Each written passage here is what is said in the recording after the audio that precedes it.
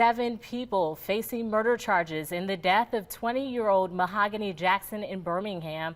Police say they now know Jackson was the victim of a kidnapping, sexual assault, and murder. A missing person alert was issued for Jackson Sunday night, and she was last seen earlier that day when police say she texted a family member saying she had been kidnapped. But then early Monday morning, her body was found in a road in Birmingham. Eighth person now on that horrible and heinous murder of young Mahogany Jackson earlier this week. Ariana Robinson now is charged with felony murder and kidnapping. All this after one of the other suspects in this case, Jeremiah McDowell, was actually in court this morning. Our camera's there as he was facing a judge for the first time. Prosecutors say McDowell shot and killed Jackson while attempting to sexually assault her. He is going to stay in the Jefferson County Jail. Court records show 6 other suspects in this case will be in court themselves Monday. Tonight, we're hearing from family members of Mahogany Jackson. And Jonathan, like you said, awful is right, but Mahogany's older sister tells me she is at peace, but she still has moments where she gets very angry after hearing from officers that at least 8 people sat and did nothing while her sister was being sexually assaulted, tortured, beaten, and then eventually shot and killed. But they tell me they will not focus on that. Instead, they will remember Mahogany and those happier times they had with her. She was the life of the party who always knew how to stand up for herself. And her family says she did that to the very end. My girl did what she did, told us what she was, helped us out. I'm so proud of her. Like, she did something. She did something. So I'm glad, because I'm glad she was on her toes. Probably would have been just lost. Thankfully, her sending her location helped police bring suspects into custody. And now those suspects are facing charges for what officials describe as horrific, even barbaric acts. And some of those things depicted were so bad, her big sister was afraid to see her. I was so afraid to see what she looked like, knowing what happened.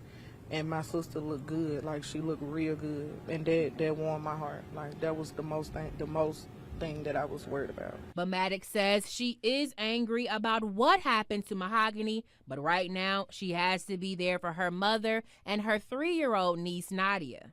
Of course she's taking it hard, you know. I that's my sister, but that's her daughter, and that's just a different type of pain.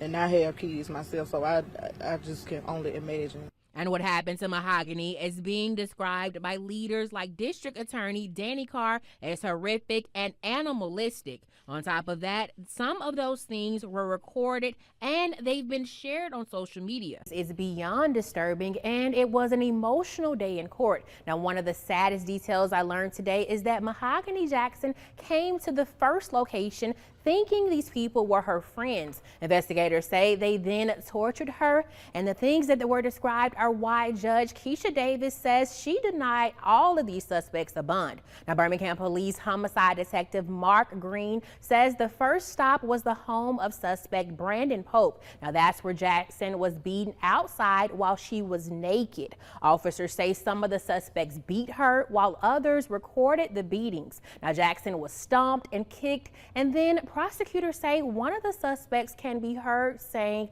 "Put her in the trunk," and then she was dragged naked in the street. Now, Jackson was taken to a second location, and I want to warn you, this will be hard to hear. Prosecutors say Jackson was sexually assaulted at gunpoint.